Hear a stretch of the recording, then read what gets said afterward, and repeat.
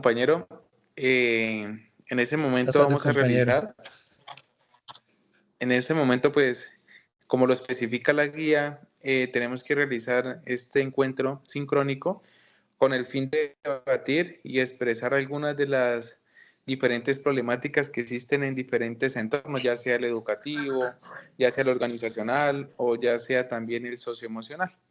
Entonces, pues como sabemos, compañero, en el ámbito de la psicología, que es el que manejamos nosotros, pues en el transcurso de nuestra carrera hemos evidenciado diferentes problemáticas que son bien importantes de trabajar.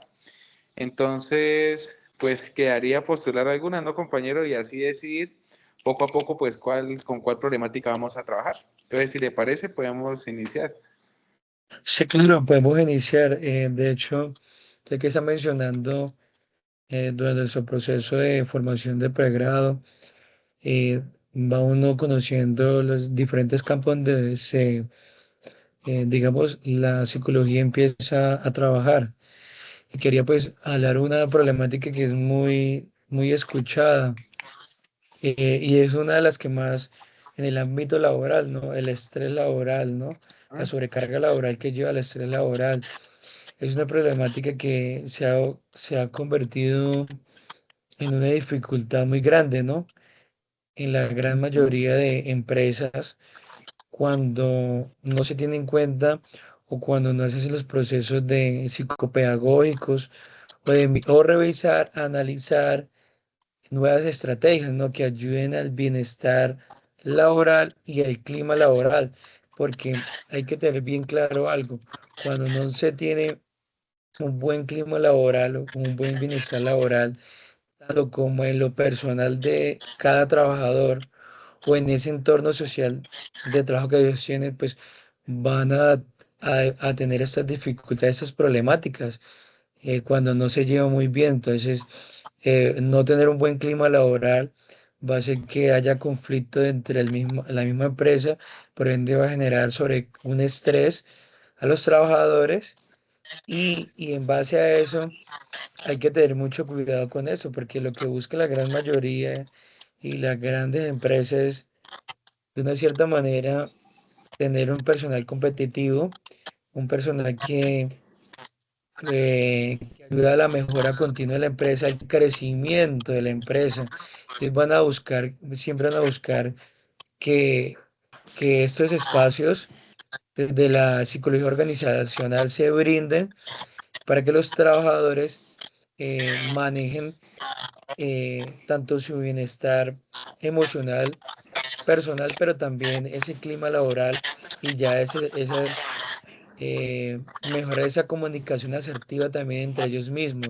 Entonces, todo este conjunto es muy importante para que teniendo un buen equipo de trabajo, eh, un buen bienestar laboral, también manejando las situaciones fuera del ambiente laboral, que son familiares o la que ya tienen que ver con otros ambientes sociales de cada persona, eso va a hacer que haya un equilibrio en la vida personal de mi trabajador, de mi empleador, y por ende voy a tener un buen equipo de trabajo y va a hacer que sea productivo y va a rendir a nivel laboral. Y eso le va a representar ganancias también a la empresa y al mismo tiempo va a hacer que la empresa vea como esto un valor agregado de sus trabajadores, pero obviamente hay que aportarle mucho a la psicología organizacional. Pues digamos, eso es lo que yo observo en este entorno, ese conflicto que se ve. Eso es lo que le quería compartir, compañero. Sí, compañero. Un tema muy interesante. Actualmente, digamos, si hablamos hablamos del clima laboral, perdón, pues nos damos cuenta de que, digamos, en muchas ocasiones, los mismos empleados en muchas ocasiones no pueden ni expresar, digamos, lo que sienten, porque tienden a tener esa, como, digamos, la obligación de tener que trabajar sin tenerse en cuenta lo que ellos sienten, lo que ellos necesitan. Porque en una empresa, como lo que lo menciona usted, digamos, solo quieren es competir. O sea, que yo soy la empresa, quiero rendir mejor, no me importa la salud de mis empleados. Entonces es un tema muy interesante que también se debería tener en, o sea, a disposición. Yo, compañero, le quería proponer también un tema que va más, digamos, con base en la educación y teniendo en cuenta mis prácticas profesionales, que fue lo que realicé, y es acerca de la regulación emocional en los estudiantes. Dentro de mis prácticas, pues evidencié que muchos estudiantes, digamos, no tienen esa capacidad de regular las emociones porque nunca se les ha enseñado cómo hacerlo, ¿sí? Esto, en el contexto educativo, incluso se carece de una educación en torno a ese tema. O sea, es como si no importara mucho actualmente y es un tema que de verdad debería tener mucha atención en las instituciones. ¿Por qué? Porque vamos a grandes teorías como la de Daniel Goleman, que fue el que postuló en primer momento la importancia de la educación emocional, ya que por medio de esto los estudiantes tienen la capacidad de poder gestionar esas emociones que tal vez ocasionan en ellos diferentes problemáticas como la frustración, la poca motivación estudiantil, el bajo rendimiento académico, pues porque en la mayoría de muchas de estas ocasiones, pues procede de ambientes tal vez problemáticos de la familia, problemáticos dentro del contexto de la amistad. Entonces, el no poder regular estas ocasiones va a ocasionar en estos estudiantes que exista poca comunicación, poco pensamiento crítico y poca toma de decisiones asertivas, que es pues un problema que es muy evidenciado en las instituciones. Entonces creo que digamos este tema también sería interesante trabajarlo, pues en nosotros poder plantear a una institución esas estrategias de seguimiento, pues sería muy relevante, la verdad. Pero compañero, digamos también para tenerlo en cuenta, y no sé compañero qué le parece, pero sería bueno trabajar también nosotros en esta ocasión desde un ambiente educativo y me parece muy interesante poder trabajarlo desde, digamos, desde este campo de la neurociencia, este campo de la neuropedagogía, poder identificar por qué existen esos problemas de aprendizaje que son poco notados en las instituciones. Ejemplo, muchos docentes ven a los estudiantes con estos problemas y muchas veces lo creen que son por poca atención o incluso que son tontos porque así lo he escuchado, pero muchos de estos docentes no van al inicio del problema, ¿sí? Y muchas de estas ocasiones son por falta de estrategias educativas.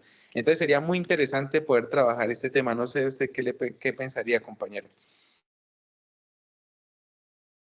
Bueno, compañero, pues mm, muchas gracias por su planteamiento, ¿no? Digamos, el ser psicólogo analista de una cierta manera nos exige a tener una mirada más psicosocial, ¿no? Más amplia y, y también teniendo en cuenta el modelo biopsicosocial, pues es importante tener estos tres factores, ¿no? Que influye tanto en el entorno educativo como en el entorno laboral, que es la parte biológica, donde es todo lo que viene con la parte de la enfermedad de tipo biológico, mm, pero también la parte viene la psicológica, que viene la parte conductual, las emociones, la parte social que hablamos del entorno, el entorno educativo que se plantea, también del entorno laboral que se evidencia esas problemáticas, pero también podríamos redondearlas, ¿no? O como aterrizarla y que la podríamos eso trabajarlo también de esas dificultades del aprendizaje que tienen los estudiantes, también enrolarla con esta especialización que se hace en neuropedagogía, que nos está formando en estos conceptos, en cómo mejorar el aprendizaje en los estudiantes, también en uno mismo, primero que todo, Y esa especialización, pues ese enfoque también hacia la docencia, tener, adquirir esas competencias, habilidades mm, del aprendizaje para luego trasladarlo a ellos.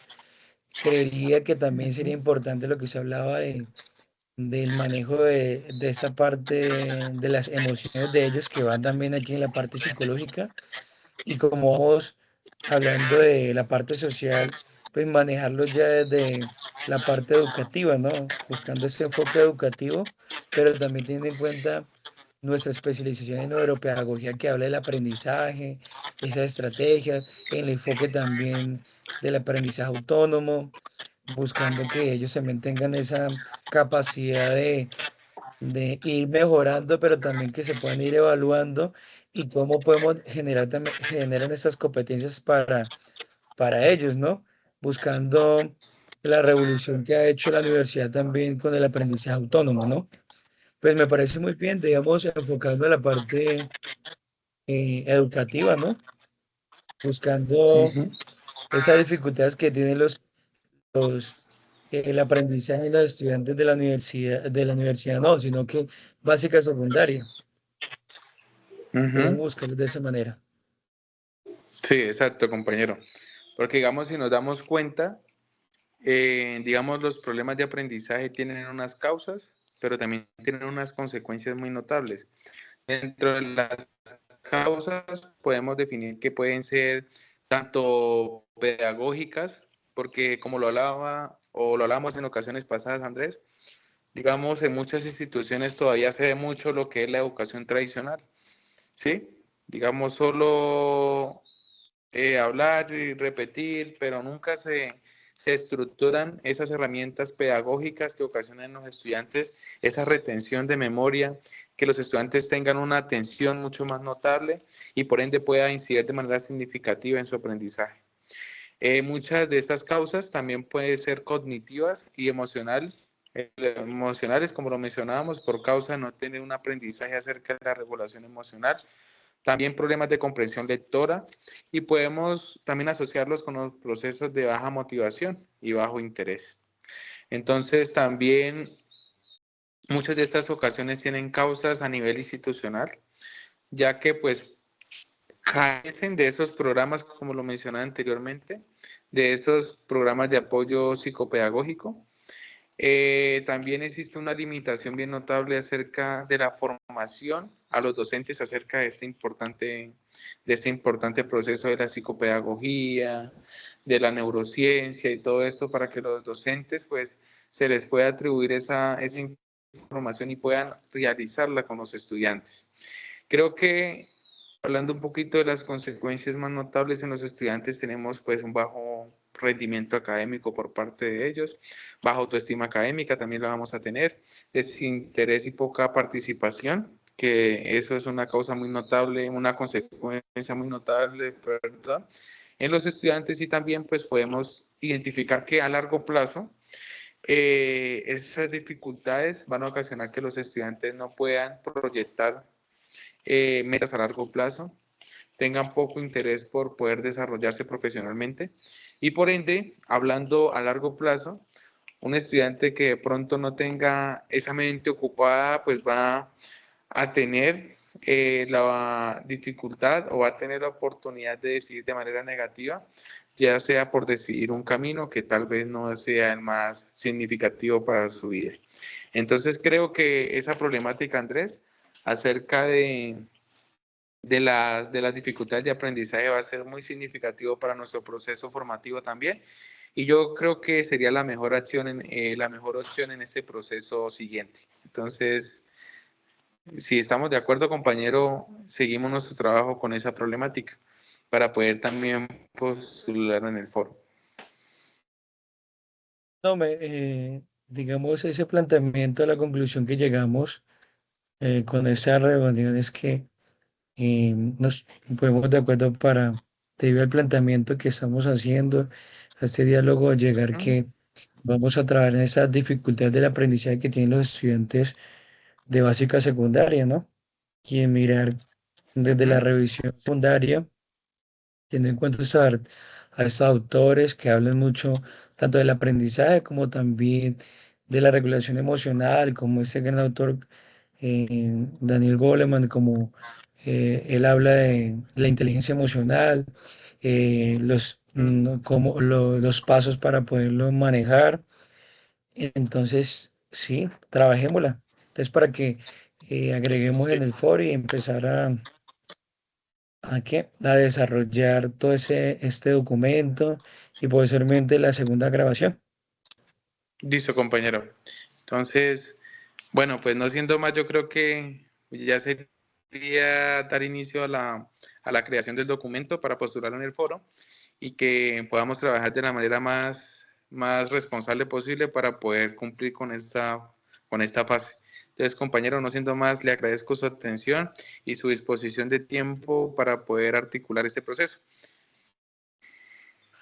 Bueno, compañero, también igualmente muchísimas gracias por ese espacio que hemos tenido para interactuar, para dialogar.